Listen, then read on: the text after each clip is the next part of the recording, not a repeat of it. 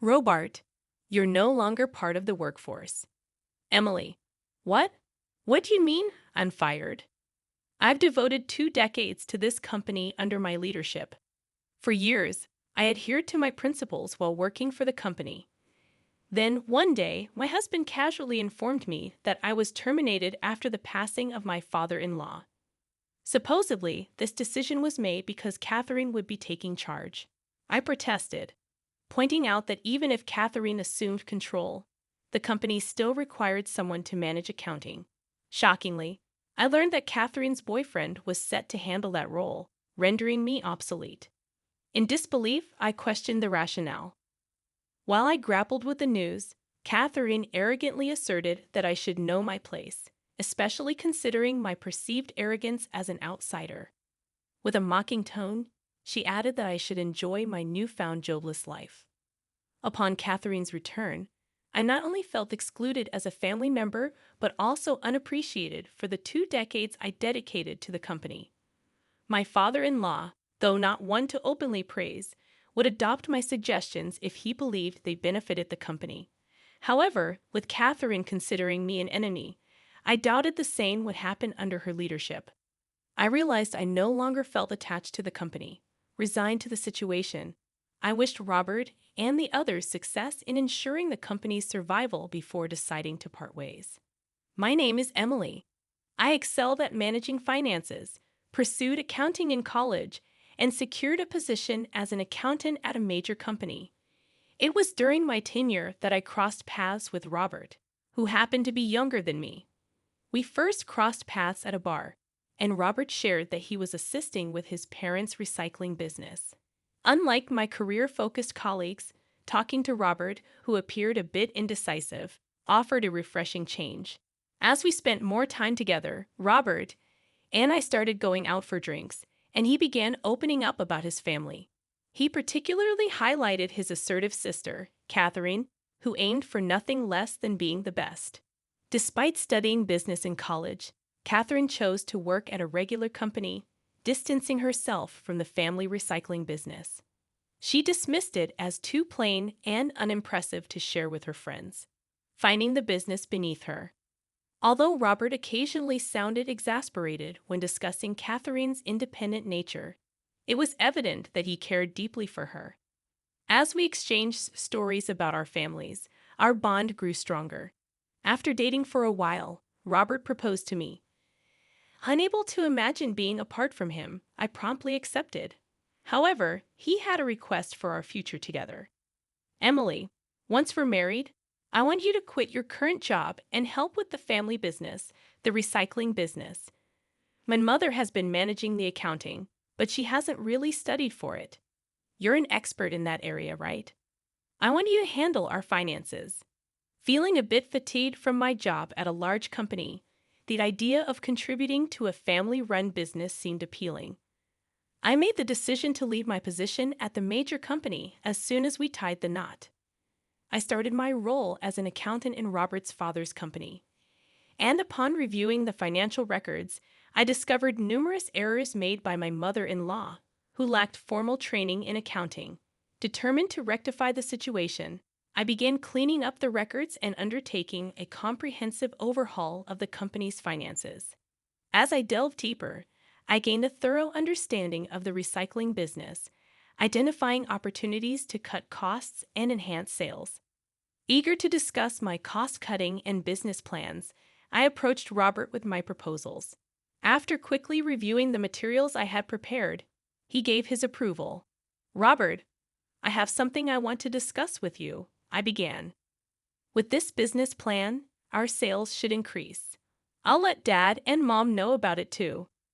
My proposal was adopted, and I threw myself into implementing the cost cuts and the new business plan, often sacrificing sleep for the sake of the company. Thanks to these efforts, the company's performance steadily improved, allowing us to hire new employees. As the company thrived, the local community began to take notice. Actively engaging with the community, our business transformed into a community-based store. Time flew by, and before I realized it, 2 decades had passed since I first joined the company. Throughout this period, the employees and locals grew fond of me. Despite my dedicated efforts for the company, it seemed that both Robert and my in-laws took my commitment for granted. A local lady, who lived nearby, expressed her concern, asking if I was working too hard and getting enough days off. Robert dismissed her worry, stating that I was passionate about my work and didn't have any significant hobbies, making a day off unnecessary. I've known about this company since the time of Robert's parents, but its growth is thanks to Emily, right? You should at least give her a big bonus, the local lady suggested, to which Robert replied, "She's my wife, so she doesn't need a bonus. Living off the company's money is more than enough." Despite the concerns raised by those around me, I found fulfillment in my job and the connections I built within the community. The lack of days off or bonuses didn't bother me. What did concern me, however, was Robert's increasing frequency of night outs. "Robert, you seem to be going out a lot lately at night. Where are you going?" I inquired one day. "I'm working, expanding my network." "If it's for business, can't you do it during the day? Stop nagging." "I have my way of doing things. You're just a mere accountant. You should just stay quiet," he retorted, growing more distant from home. Despite the tension, I assured him, "If there's any issue at work, please let me know." Yeah, got it," Robert responded, clearly annoyed, as he distanced himself further from home. One day, I received a phone call at home from a warehouse of one of our business partners. The caller informed me that something terrible had happened. Bob, my father-in-law, who had come to pick up goods, had suddenly collapsed and was rushed to the hospital. Due to the severity of his injury during the fall, my father-in-law passed away, leading to a somber period of mourning. Many from our business partners and the community attended the grand funeral. After a long absence, Catherine, who had moved out after securing a job, returned and was taken aback by the scale of the event. This company seemed like it could go under any time. When did it grow so big? She wondered aloud. It's all thanks to Emily. She turned the company around, increased the profit margin, and expanded the business. When profits increased, she suggested redistributing it to us, boosting our morale. "Seeing Emily work hard inspires us to do the same," explained one of the employees during the funeral. Catherine appeared upset that the employees were praising me and not paying attention to her. In her eyes, the slight improvement in the performance of a small company wasn't worthy of such admiration. Whenever Catherine saw me, she treated me like a servant. "Emily, I'm a bit thirsty. Could you get me a cold drink? Be quick. I can make tea if you'd like," I offered. I said I want something cold. "You might not understand since you've worked in a small company, but in big companies, the boss's word is absolute." "I don't think you are my boss, though. Don't nitpick in our family hierarchy. I am above you," she condescendingly remarked. After the funeral, Catherine called Robert and my mother-in-law into a room. "Robert, Mom, I'd like to discuss our future as a family. Please come," she declared. Glancing coldly at me, who was standing next to Robert, she added, "This is a family discussion, so Emily, you're not welcome." Stunned, I watched as Catherine led Robert and her mother into another room, leaving me on the sidelines. An hour later, Robert casually informed me that he had decided to hand over the company to his sister, Catherine. Shocked and confused, I inquired about the family discussion's outcome, only to learn that it revolved around selecting the new head of the company after their father's passing. Robert, not assertive enough for the top role, and their mother, who preferred not to be at the forefront, reluctantly accepted Catherine's offer to become the CEO. However, Catherine had never been involved in the company before. Concerned, I voiced my doubts, only to be met with dismissive remarks and an order to stay out of family matters. Having fought for the family and dedicated 2 decades to the company, I was suddenly told, "You're no longer an employee." "What do you mean?" "You're fired. Even if Catherine takes over, someone will still need to handle accounting, right?" To my disbelief, I was informed that Catherine's boyfriend would be handling accounting, rendering me unnecessary. Catherine returned, treating me not only as an outsider in the family, but also diminishing my 2 decades of dedication to the company as if it meant nothing. My job was taken away, and the struggles and efforts felt utterly worthless. Despite my father-in-law never openly praising me, he always acknowledged the benefit of my suggestions for the company. With Catherine, who viewed me as an enemy, at the helm, I knew things wouldn't be the same. Feeling no attachment to the company anymore, I decided to part ways. Okay then, good luck with the business, I said to Robert before starting a new chapter of my life at home after seeing him off. A few months later, Catherine and Robert visited my house, questioning the state of the company since my departure. Catherine, what's going on? What do you mean, what's going on? I asked, puzzled by their sudden appearance. Our company's performance has been deteriorating ever since you left. You didn't hand over properly, did you? Catherine accused. I did the minimum handover. Why do you think the performance dropped? Have you been reviewing the monthly expenses? You have to properly calculate the difference between revenue and expenses, or else you'll be in the red, I countered. I've always been doing that. I studied management, unlike you. Isn't the fundamental problem with the way the business is being run? Catherine retorted. Even if everything else is in place, if you're going to say that, then tell us what you've done. I remained silent. Robert spoke patiently. Emily must be getting bored just staying at home. If you help out the company, I can give you some allowance. So come back. Despite being ruthlessly driven away before, his sudden shift in attitude, wanting to call me back as the business becomes precarious, left me perplexed. I declined, stating, I don't wish to return to that company anymore. Hearing my words, Catherine flared up. What? Despite being a full-time housewife, how dare you refuse like that? Do you not care about our family's company? You're the one who doesn't care about the company, and I'm the CEO now. How am I not caring about the company? Weren't you the one who originally said the company was plain and boring? You only took on the role because the title female CEO sounded cool, and you could brag about it. Don't act so high and mighty, I responded defiantly. A few months later, Catherine and Robert came to my house, questioning the state of the company since my departure. Catherine, what's going on? What do you mean, what's going on? I asked, puzzled by their sudden appearance. Our company's performance has been deteriorating ever since you left. You didn't hand over properly, did you? Catherine accused. I did the minimum handover. Why do you think the performance dropped? Have you been reviewing the monthly expenses? You have to properly calculate the difference between revenue and expenses, or else you'll be in the red, I countered. I've always been doing that. I studied management, unlike you. Isn't the fundamental problem with the way the business is being run? Catherine retorted. Even if everything else is in place, if you're going to say that, then tell us what you've done. I remained silent. Robert spoke patiently. Emily must be getting bored just staying at home. If you help out the company, I can give you some allowance. So come back. Despite being ruthlessly driven away before, his sudden shift in attitude, wanting to call me back as the business becomes precarious, left me perplexed.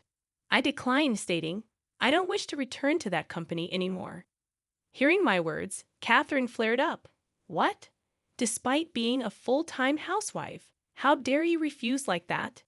Do you not care about our family's company? You're the one who doesn't care about the company, and I'm the CEO now. How am I not caring about the company? Weren't you the one who originally said the company was plain and boring?